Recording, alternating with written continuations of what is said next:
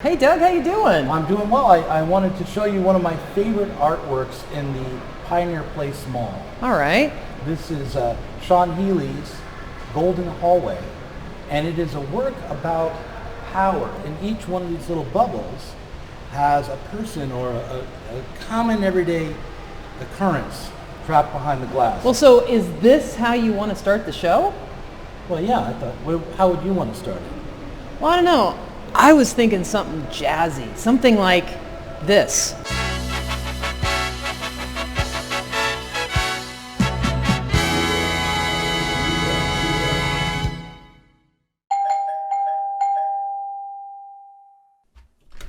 Oh, hey Doug. Hi, Mary. What you doing? I'm reading a comic book with strong female characters. Well, actually, Mary, strong female characters are sexist. No, Mary, I don't like how that works at all as a beginning for the show. First of all, I look like an asshole. All right, fine. Well, so then what are we going to do?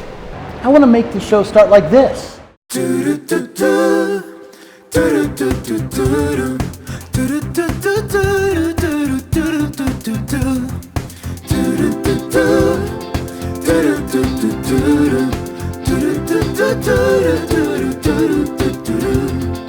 We live in a society.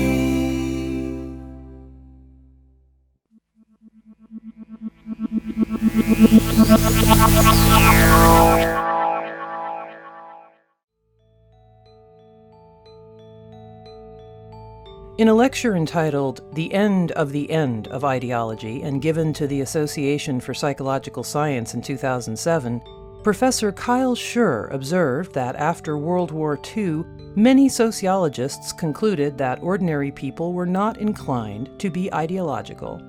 Regular folks apparently, quote, lacked the consistency to be considered ideological, unquote, and studies demonstrated that, quote, there was little difference in the psychological processing of liberals and conservatives, unquote. Schur brought up this previously consensual view in order to argue against it. New studies apparently demonstrate that there are significant psychological differences between conservatives and liberals, for instance, and further that consistency in thought or ideological commitment is on the rise. But just what does Kyle Schur mean when he refers to ideology? Most of the time, when people use the word ideology, they use it as a pejorative. Someone is said to be ideological if they're cherry-picking facts to suit their preferred theory, or if they're prevaricating in order to avoid an uncomfortable truth. But there is another definition of ideology that comes from the writings of Karl Marx, that, while still carrying a pejorative meaning, is a bit more nuanced. In his book, The German Ideology, Marx used the word a bit differently from how it is used today. For Marx, the German ideologists who he rallied against weren't abstract but specific. They were, in fact, his fellow young Hegelians. Marx called the left-wing interpreters of Georg Wilhelm Friedrich Hegel ideologists, not because their worldview was biased, not because they were avoiding the truth, but because they themselves were primarily concerned with ideologies and worldviews. The young Hegelians were, according to Marx, like the, quote, valiant fellow who had the idea that men were drowned in water only because they were possessed with the idea of gravity. This fellow believed that, if we were to knock this notion out of our heads, say by stating it to be a superstition, a religious concept, we would be sublimely protected against any danger from water, unquote. Many social critics today act as young Hegelians. Those who are most concerned about how women are portrayed in advertising, for instance, or with whether or not this or that television or movie character is pushing this or that agenda, presume that women are pressured to be beautiful or that homosexuality is generally more accepted today than it has been in the past, primarily, or even exclusively, due to the ideas people hold in their heads. People who think and evaluate the world ideologically are similar to conspiracy theorists who believe that our television sets are brainwashing us. They treat what is said in the media, what is represented on the silver screen or on our smartphones, as a set of directions that are dictated to the public, instead of understanding these televisual phantoms to be a subset of the various discourses that we humans create in various attempts to understand and make sense of our real lived conditions. Again, quoting Marx, the phantoms formed in the human brain or on television are also necessarily sublimates of our material life process, which is empirically verifiable and bound to material premises. Morality, religion, metaphysics, and all the rest of ideology and their corresponding forms of consciousness thus no longer retain the semblance of independence. They have no history, no development. But men, developing their material production and their material intercourse, alter, along with this, their real existence, their thinking, and the products of their thinking. With all that said, there have been critics who have at least seemed to take a materialist understanding of culture and ideology into account as they analyzed both mass communications technologies and mass culture. In this episode of We Live in a Society, we'll consider two of them, Marshall Mcluhan and Theodor Adorno. That is, if we can tear ourselves away from Twitter, Facebook, Instagram, Snapchat, YouTube, Netflix, Vimeo, and Pornhub for long enough to do some reading and thinking, we'll consider them.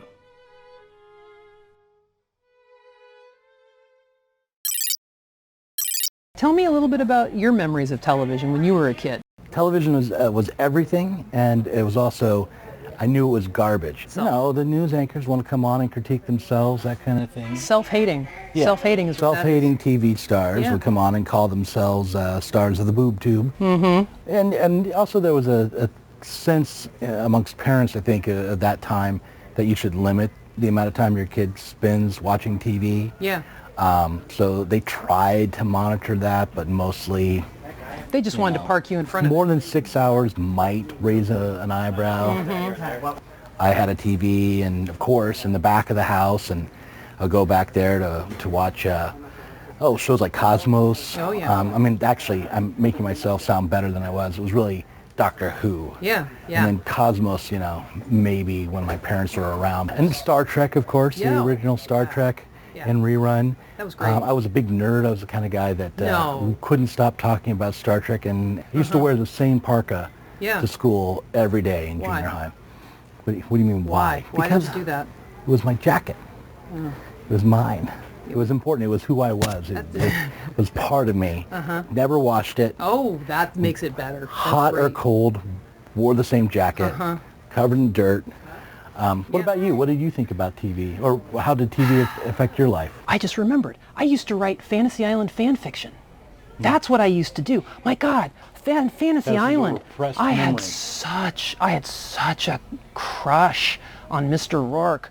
Oh my God, he was dreamy. Ricardo Montalban? Really? Oh my God. Oh my God, he made my heart go pitter-pat. I was like 13 years old, and I used to write Ricardo Montalban, when you were 13 years old, was already 60.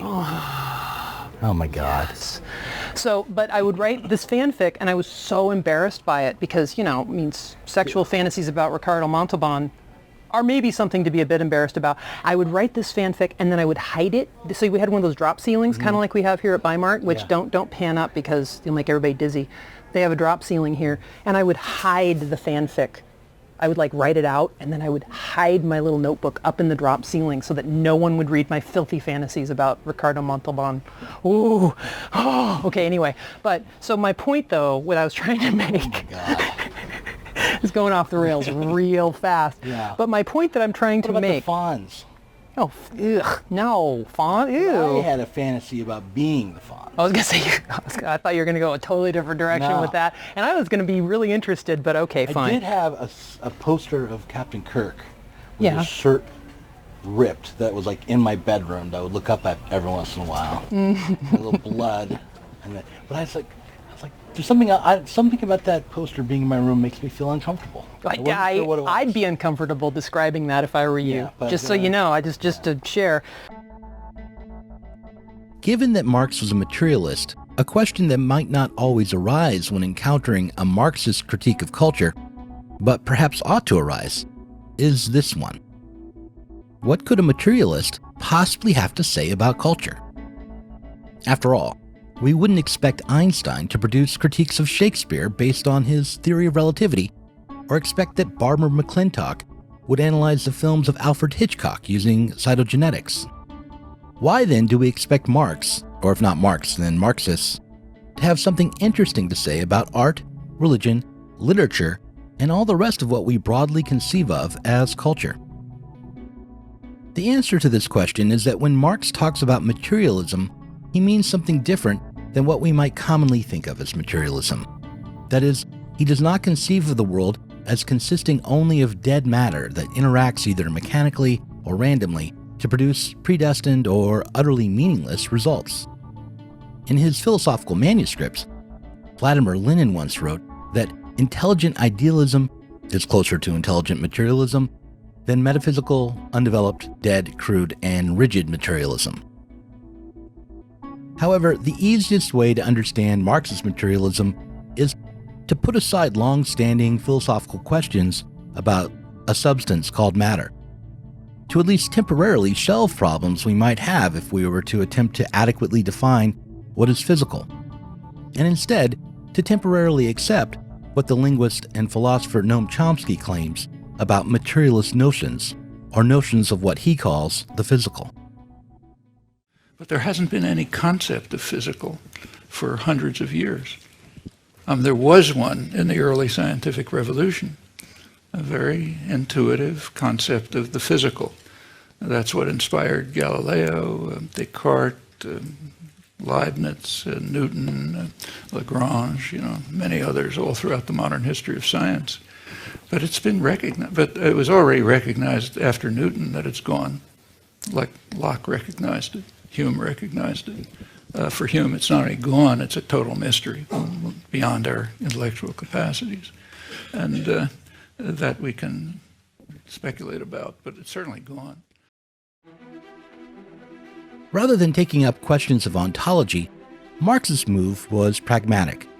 Regardless of whether or not there is a world that exists out there beyond our conceptions, a world that is physical, we can certainly know that we act as though such a world exists, and moreover, that we relate to this world of nature, or to this material world, in a consistent or predictable way. Namely, we rely upon it for our sustenance.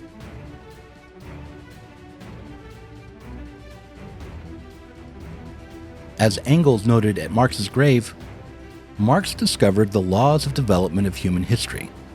The simple fact, hitherto concealed by an overgrowth of ideology, that mankind must first of all eat, drink, have shelter and clothing before it can pursue politics, science, art, religion, and so on. That therefore, the production of the immediate material means, and consequently the degree of economic development attained by a given people, form the foundation upon which the state institutions, the legal conceptions, art, and even the ideas on religion have been evolved, and in the light of which they must therefore be explained.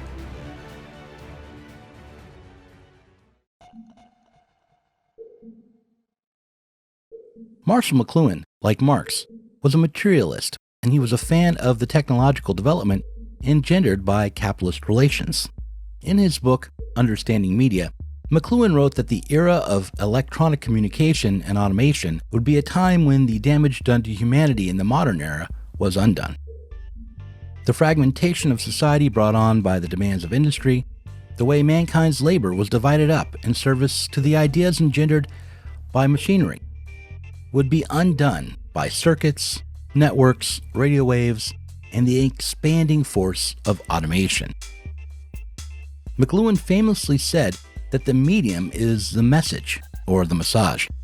By that he meant that technologies that we use to communicate our ideas not only shape our ideas, but are more important than our ideas.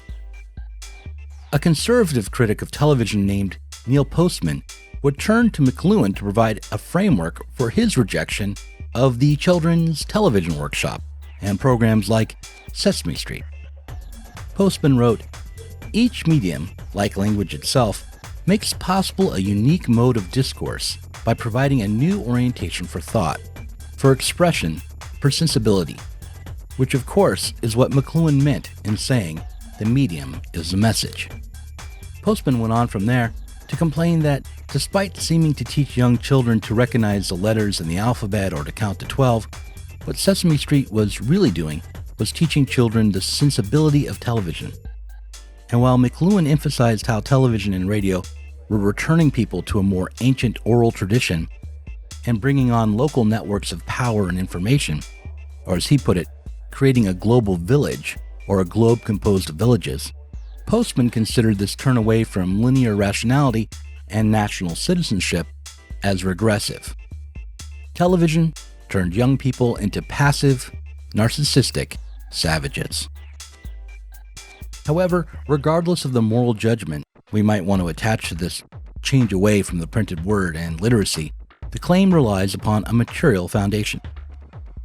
What brings on social change is not merely the ideas in our heads, but the techniques of transmission. What matters most aren't the words written on a page or spoken into a microphone, but the difference between penmanship and voice acting. What is material is the form that our ideas take. The Mona Lisa may be smiling, but that smile will be interpreted differently when seen in oil, on a cathode tube, or on a flat screen monitor attached to a digital computer. The critical theorist Theodor Adorno appears, in many ways, to be Mcluhan's opposite. Glad to be back in Europe after spending nearly a decade in California, he was in no mood to celebrate when he wrote his essay, How to Look at Television, in 1954. For Adorno, the institutions of capitalist communication had to be understood precisely in terms of their sometimes latent content. In fact, Adorno argued that an attempt should be made, with the aid of depth psychological categories and previous knowledge of mass media, to crystallize a number of theoretical concepts by which the potential effect of television, its impact upon various layers of the spectator's personality, could be studied. In many ways, Adorno was a precursor to a critic like Postman. He was convinced that television and films were turning working men and women into infants. But for Adorno, the trouble wasn't a matter of information flows. The increasing delinquency and immaturity in the public wasn't caused by a return to an oral tradition, but was instead due to the transformation of culture. Culture was no longer a set of practices performed either by educated elites or everyday people, but was instead a collection of commodities, divisible by type, and aimed at the consumer market. The roots of the debasement of culture went back to the 18th century, back to the invention of the popular novel by authors like Defoe and Richardson. While this might appear to be a purely cultural, even literary critique, it was actually an attempt at a political economic criticism, and thereby was an objection to television based on a somewhat Marxist analysis. However, when Adorno wrote, "Today, the commercial production of cultural goods has become streamlined, and the impact of popular culture upon the individual has concomitantly increased. This process has not been confined to quantity, but has resulted in new qualities."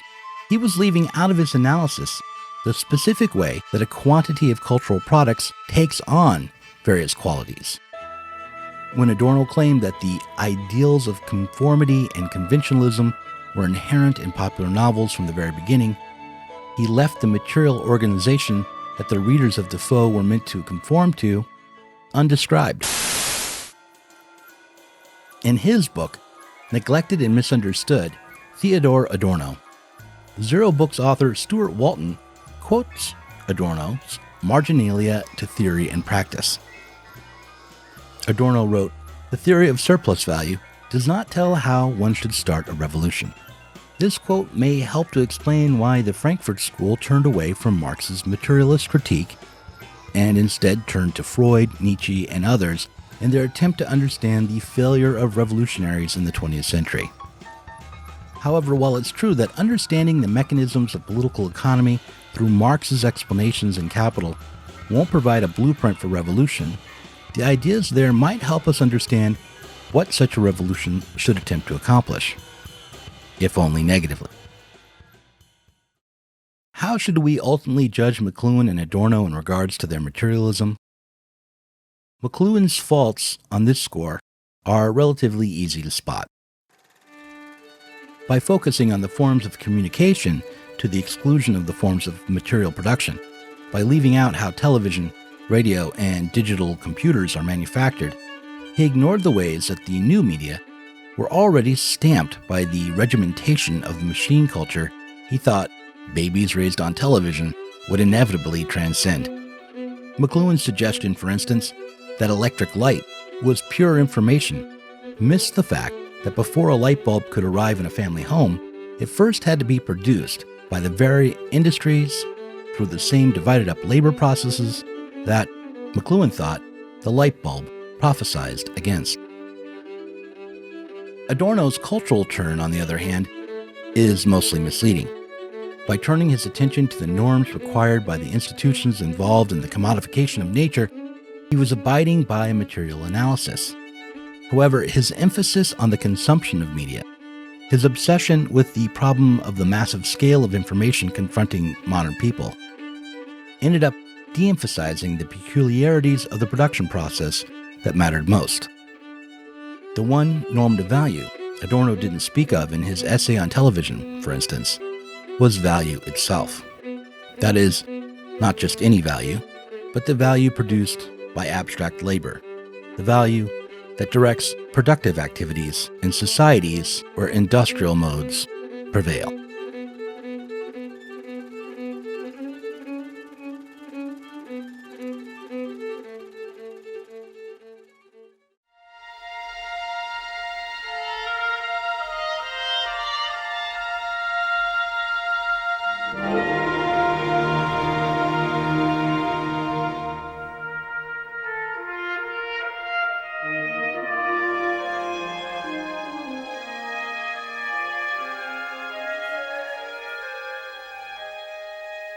Yeah, I mean, this is Florida ceiling This is a movie videotapes. wonderland. Yeah, VHS. Uh-huh. And I thought this would be a great place to come and take a look around for movies and also to test out Adorno's theory about mass media and mass, there's something about Mary. Adorno thought that in a society where culture is mass produced, you would find the same cultural object, same story, same kind of tune maybe, produced over and over and over again, Right. just with slight variations, flourishes. Uh-huh.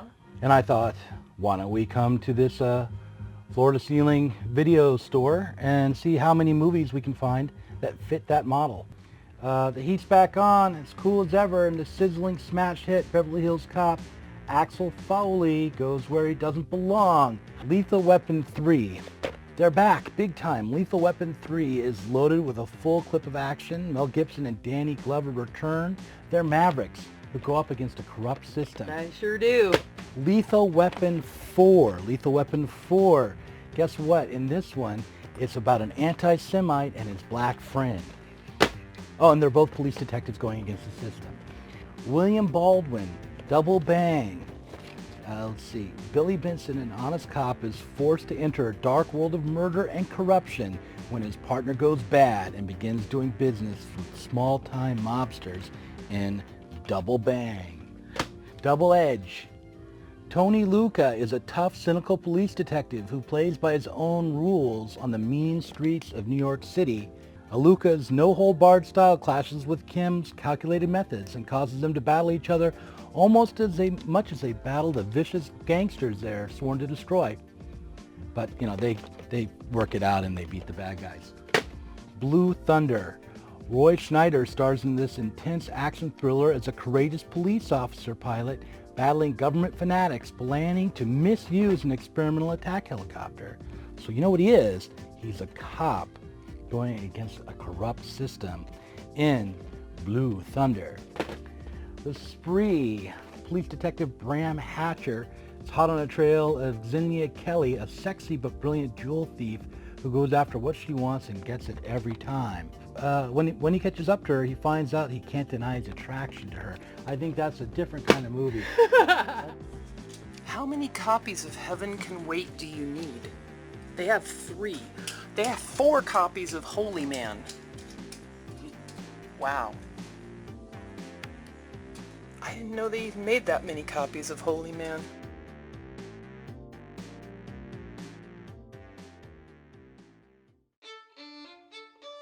In order to understand the connection between economics and culture, or between our material production and our cultural conceptions, let's take an iconic moment of cultural change from the 15th century, a moment that represents both a major technological or material innovation and that clearly changed human culture around the world.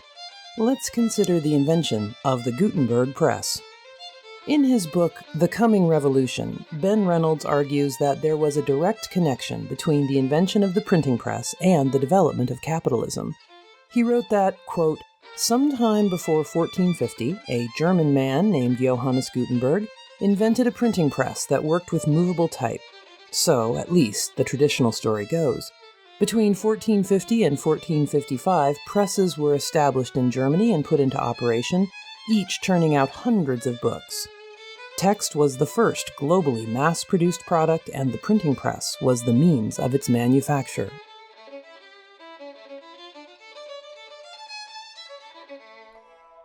As Reynolds knows, this story of Gutenberg leaves out a rather interesting fact. Namely, a very similar printing press based on movable type had been invented by a Chinese peasant named Pi Sheng hundreds of years earlier. But while the Gutenberg press swept through Europe, bringing with it a mass of cultural, political, and economic changes, indeed providing a model for mass production that was to be taken up over the centuries and that would culminate in the Industrial Revolution, the Chinese printing press did not have similar consequences. Many point to the complexity of Chinese writings, the need for thousands of blocks rather than the few dozen or so blocks required for a European printing press for the different outcomes. However, in her book, The Printing Press as an Agent of Change, Elizabeth L. Eisenstein noted that changes affecting all manner of industries, ranging from winemaking, cheese-making, seal cutting, oil painting, to metallurgy and textile production, have to be taken into account if we're to understand why Gutenberg's press was revolutionary. She wrote, quote, "Insofar as we are nonetheless apt to locate the printing press on our time charts in the 1450s, it rests there as a convenient abstraction, as a summary statement of concrete particulars that must, for the most part, be located elsewhere." Unquote. In order to understand the material basis for political and cultural changes in the world, we must always make an attempt to take note of the history of change that preceded any given massive rupture. Printing as a vocation attracts many young men and women because it offers real opportunities for steady work, good pay, and advancement. When the monotype keyboard operator presses the keys, punches driven by compressed air perforate a paper ribbon at the top of the machine. When the operator finishes, the ribbon is removed and placed in the casting machine.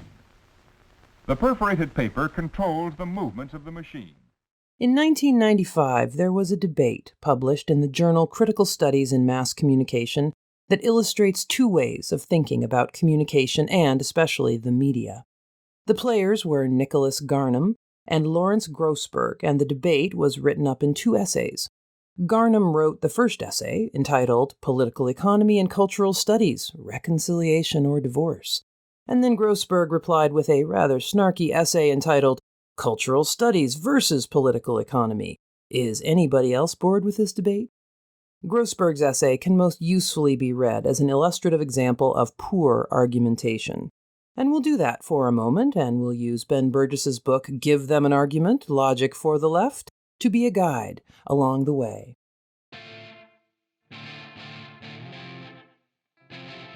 Here's a rather long segment from Grossberg's essay. Thus, it is true that cultural studies sees gender and race along with potential markers of difference as alternative structures of domination to class, although I doubt that many people in cultural studies would argue that such differences are in no way determined by those of class. In fact, what they are likely to argue is that any difference, and how it is lived, whether race, gender, class, sexuality, and so forth, is articulated to and by other differences, and the ways in which they are articulated make a difference in the formation of specific capitalisms, in particular countries, for example, rather than to some abstract capitalism. Garnham's political economy becomes ahistorical at just the points that matter, If capitalist societies, rather than modes of production, are variable, how does one understand those variations? Why is it that the USA is not the UK or Japan?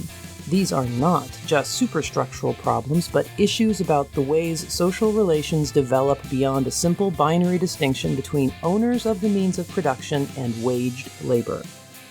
But Garnham is unable to consider such questions precisely because he refuses to engage the question of articulation, which is, of course, the principal way in which the relations between production, consumption, politics, and ideology are theorized in cultural studies.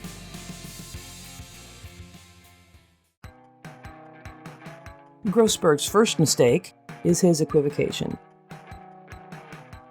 In his book, Give Them an Argument, Logic for the Left, Burgis defines equivocation this way. The equivocation fallacy is committed when the meaning of a term is switched to create the impression that the premises support a conclusion to which they're actually irrelevant.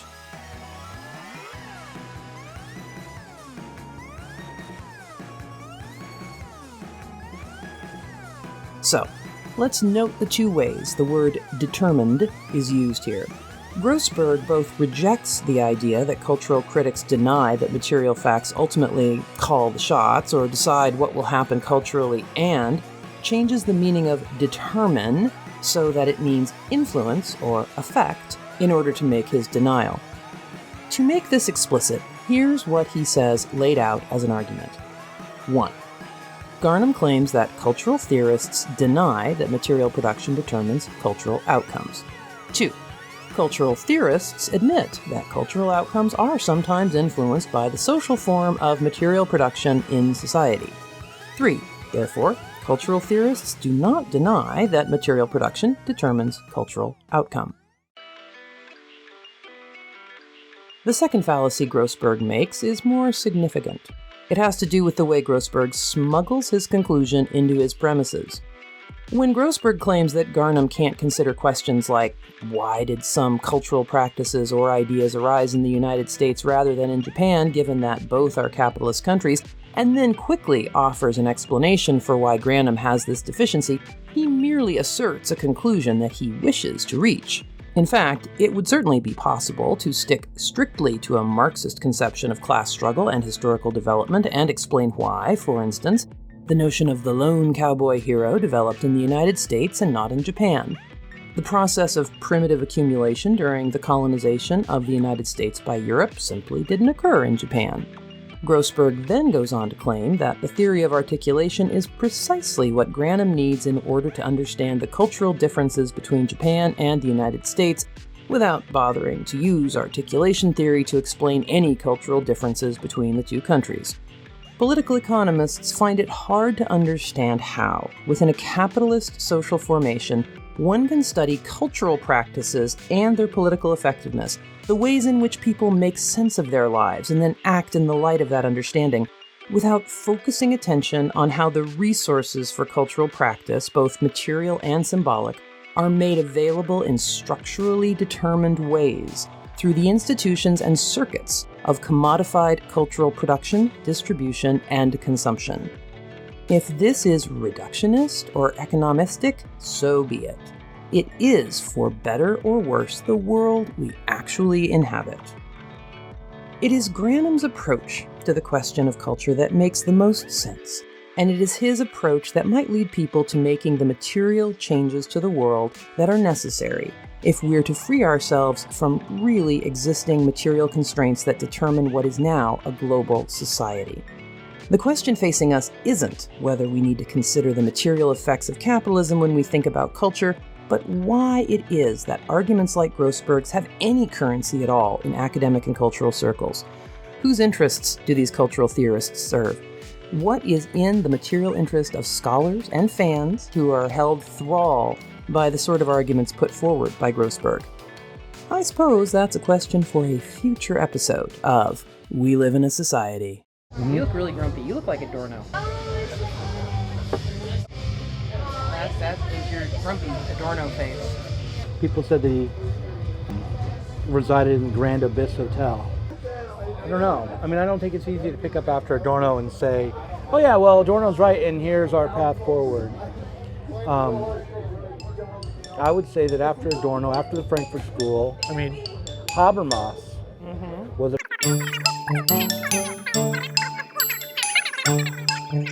thinking and discourse.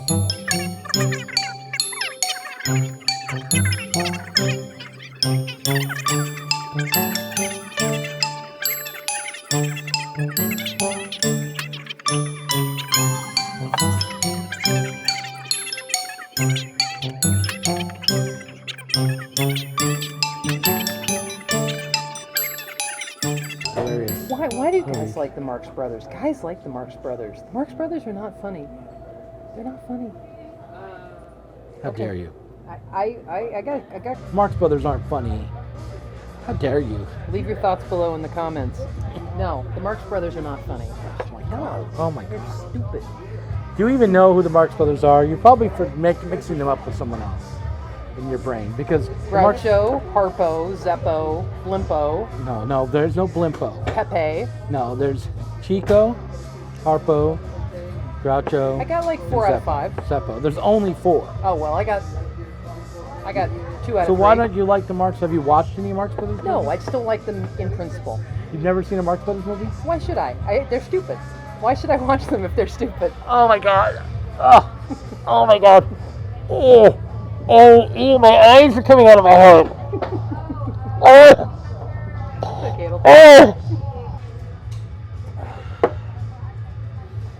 want to talk about Adorno some more?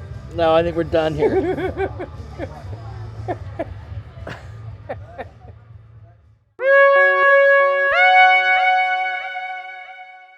Well, Doug, that sure was a fun episode. I'm so glad you were here to mansplain everything to me. Well, I was certainly glad to be of service, Mary. Well, I think we should do some more of this, like maybe some more episodes. I can think of a whole bunch of things we could do. Yeah, like what? Oh, I don't know, generational politics. Or the law of value? Oh, or the body and intersectionality. Wait, am I supposed to? Yeah, you can say intersectionality. Or, say it again. Or give me another one though. I didn't want to do intersectionality. Law of value? Law of value? Or Marx's declining rate of profit? No, let's not do that one. Why not? It's my favorite one. I know it's your favorite because, one. You know why we should do that one? Why? Because we live in a society, Mary. That's right, we do. Thanks for watching this Zero Books video. If you enjoyed it, subscribe to this channel and click on the notifications bell so that you'll be alerted whenever we release a new video. You should also consider supporting us on Patreon.